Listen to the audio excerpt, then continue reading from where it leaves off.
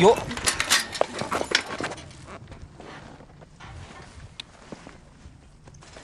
哎，他还不越喝越饿。我出门前也没看，我随便拿一包就走。兵大哥、兵大姐，快来呀！要出人命了！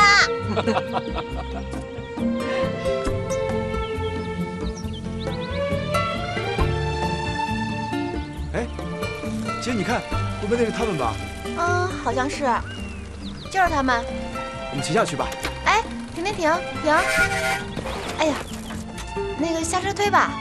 干嘛推啊？下坡还推车？走吧。哎呀，你就下来吧，快点，下车推，快点，小心点，走。来，搭上。哎，来了！来了！哎呀，终于来了，你们！怎么不骑过来呀？坡又不走。别哭了，我见着你怎么那么高兴呀？快点，干嘛拉拉扯扯的你？赶紧把包给我呀！他饿坏了，把包给他。你还真以为我是见着你高兴啊？走吧。终于可以开吃了。你们走过来的呀？对呀，走了一半，骑了一半，对，安全第一嘛。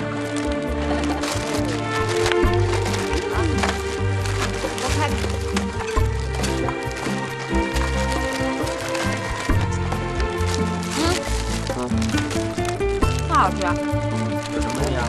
红栗大熊干，哎，要吃纸巾吗？你们这？有点辣。尝尝，这好吃。给你来吃里。好，1人1。要。这好吃。给你来吃里。好。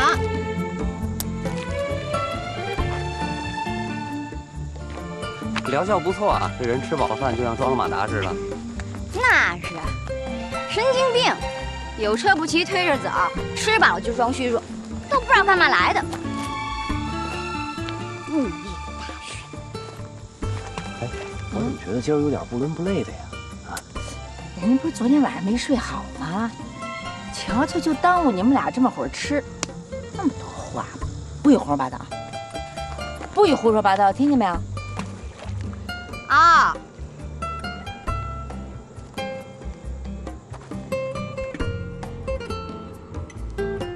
嘿。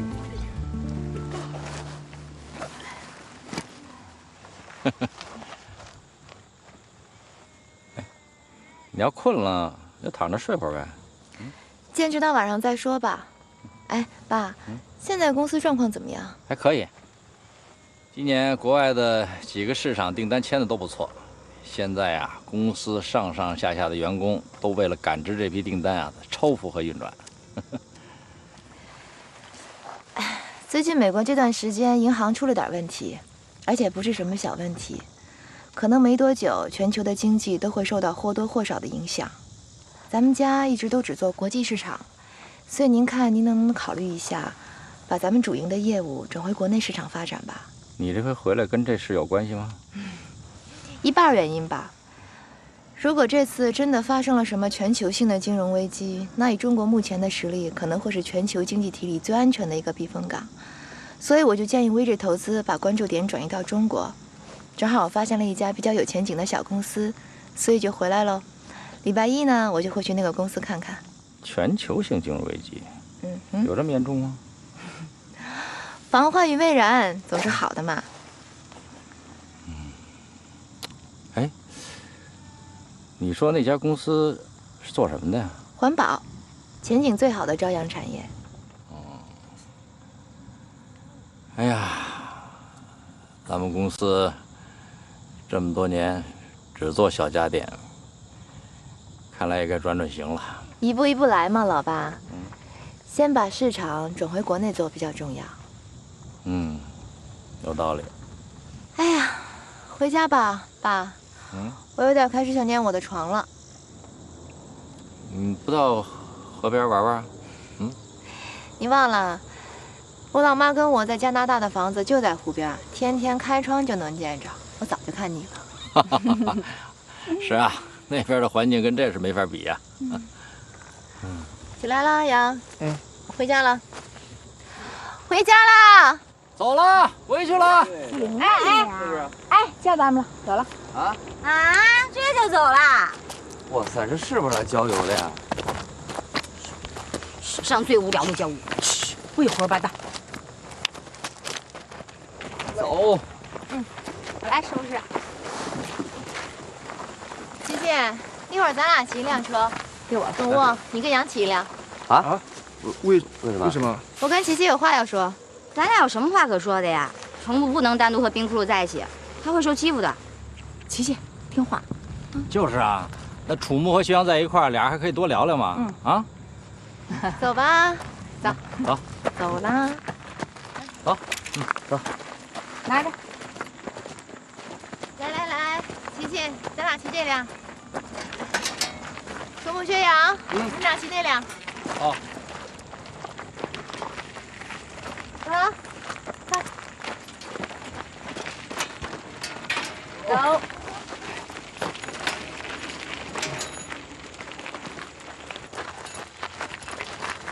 喂，哎，喂，哎，你会不会骑你？哎呦，冰大姐，你骑慢点儿，他们俩该跟不上了。我不姓冰，你要是真想叫我，可以叫我栗子姐。为什么叫你栗子姐呀？我爱吃栗子呀。哦。哎，来了。怎么让宠物骑后边呀？我都看不见它了。哎呀，你别那么多事儿了，人家骑哪儿你还管？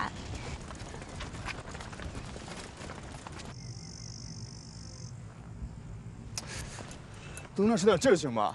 我一直使着劲儿呢，他这有。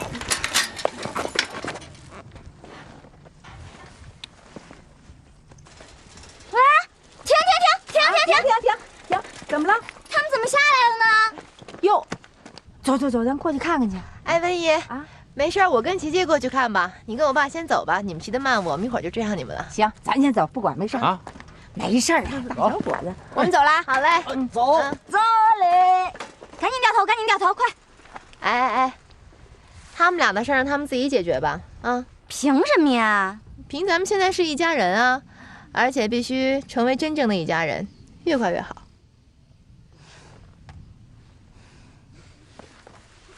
宠物，可要活着回来呀！走吧。我给你讲讲羊的故事吧，听完了可别爱上它哦。怎么回事啊？使那么大劲儿干嘛呀？不是这，咱俩一起骑的，怎么链子断了就我一人事儿了？废话，我跟我姐骑的时候没事，你一骑就坏了，你说赖谁啊？那你们不是骑一半走一半了吗？是啊，我们是骑了一半啊。那行，我错了，行不行？我骑坏了，我修好。我打小就骑自行车了，小学小五没问题。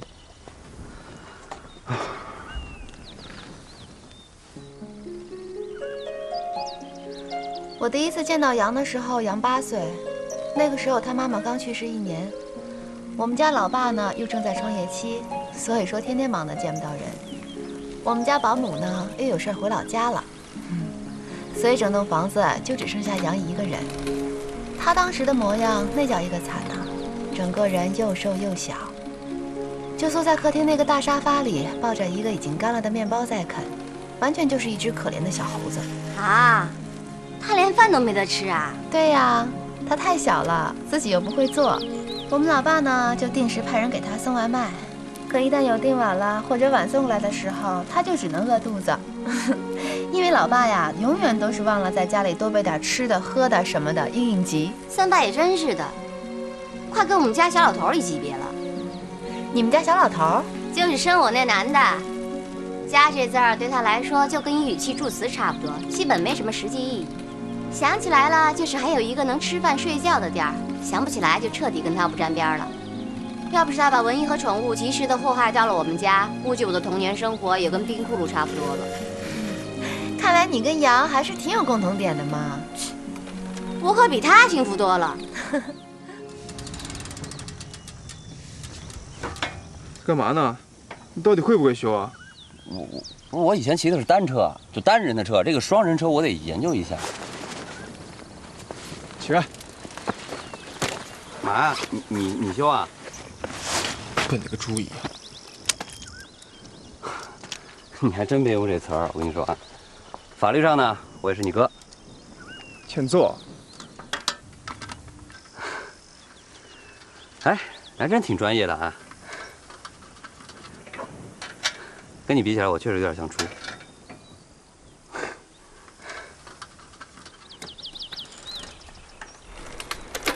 后来呢，可能是因为真的有血缘关系不一样吧，杨很快就接受了我。那个时候差不多大部分时间就我们2个人在家，他就彻底成了我的跟屁虫。我又比较懒，所以总是指使他干这个干那个。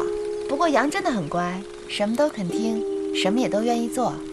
有的时候明明是我做错的事儿，故意赖在他身上的，他也不反驳，就这么老老实实的受着。看来这冰窟窿里外分的可真清楚呀。他对我们可半点亏都不能吃。那是因为他害怕嘛。他怕什么呀？我们怕他还差不多。怕失去嘛。其实杨比谁都失去不起，不想失去的最好办法就是从一开始就不要得到。所以杨一直比较拒绝跟别人走得太近，也不愿意主动去接近任何人。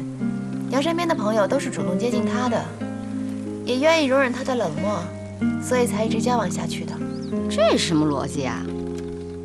我给你讲件事儿，你可能就比较容易理解了。记得我刚回家1年多左右的时候，有一次我生病了，其实没什么大病，就是着凉了发高烧。我老爸呢就想带我上医院去打点滴，这样会好得比较快一点。可杨一听到医院这2个字儿，当时就傻了。那是我第一次，也是唯一的一次看到杨哭。那个时候他才9岁，整个小身体就死死地挡在门口，不让我爸带我出去，而且拉着我的手，哭得声嘶力竭的。为什么呀？我当时也不明白呀，但是我老爸盯着杨看了一会儿，眼眶就湿了。后来就只能把我留在家里，让医生上门给我打了针。其实原因很简单，杨的妈妈当年就是因为进了医院，所以才一去不复返的。所以在杨的印象里，人一旦进了医院，就永远都不会再回来了。